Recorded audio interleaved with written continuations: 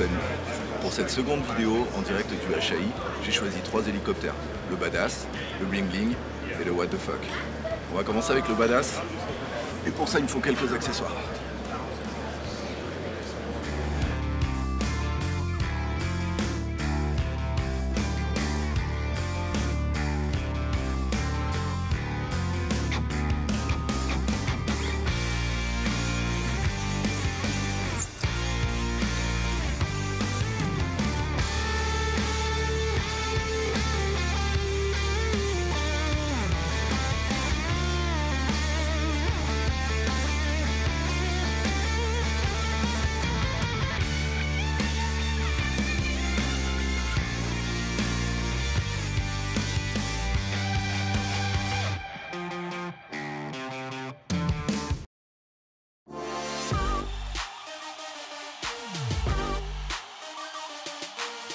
Bon, je vous avais promis du bling bling, là on atteint des sommets.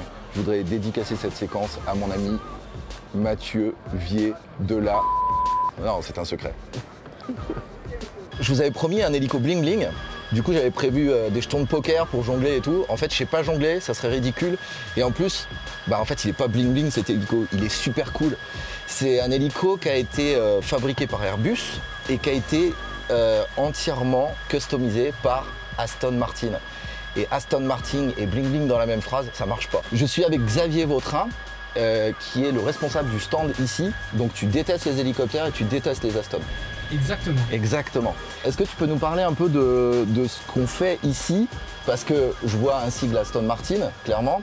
Je vois du cuir, pardonnez-moi Airbus, mais c'est clairement pas le cuir habituel d'Airbus. Je vois des moquettes qui sont plutôt sympas. Je vois... Voilà.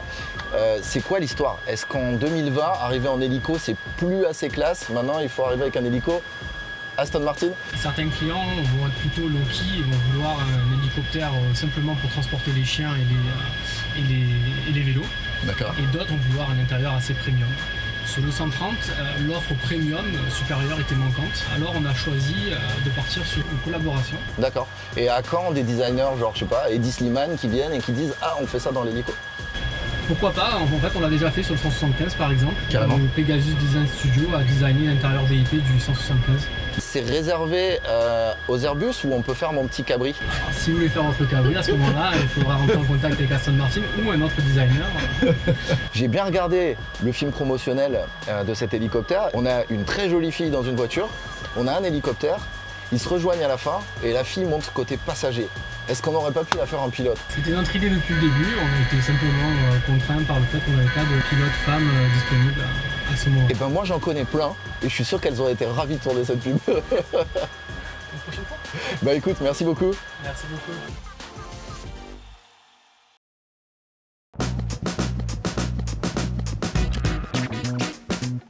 C'est parti pour la séquence What the Fuck. À chaque fois que je vois cet hélicoptère, je me dis qu'il ressemble à un hélicoptère de BD des années 60. Je viens de découvrir que c'était exactement ça, il a été designé dans les années 60. Je me demande comment un hélicoptère designé dans les années 60 vole toujours aujourd'hui et comment il est toujours vendu. Je vais poser la question à celui qui me vend. Oh, I thought it was closed. Nice to meet you, Bayard.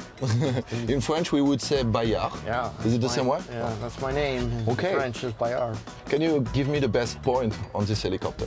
What is different, what is good, what is better? The Enstrom helicopters are most known for their stability, the ease of flying, and the safety. Tell me more about the security, because you seem to be very proud of the security of this helicopter. What is different?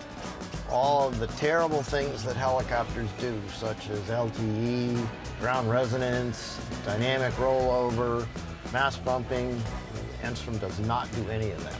Triple heads, so no mass bumping already. Right. But what about the LTE? How do you avoid this? We have no fin across the tail rotor, so there's never a situation where the air across the tail rotor or the fin or the main rotor is interfering with each other. The fin's on the end of the stabilizer, plus it's a big long helicopter with a lot of side, so it loses no stability. Okay. Yeah. Nice to meet you. Thank you. Nice to meet you. Yeah, thank you. C'est la fin de cette seconde vidéo au HAI. Je vous ai donc présenté le Badass, le Bling Bling et le What the Fuck. Et ce que je retiens de tout ça, c'est que le Bling Bling n'était pas si bling bling. Que le What the Fuck, finalement, j'ai envie de l'essayer. et que le badass était vraiment badass. C'était Low Fuel depuis le salon H8 d'Anaheim. Si vous avez aimé cette vidéo, comme d'habitude, pensez à liker parce que c'est comme ça que je sais que vous aimez. Pensez à commenter parce que c'est comme ça que je sais ce que vous pensez. Pensez à vous abonner, comme ça vous serez prévenus des prochaines vidéos et surtout partagez. Merci, à bientôt.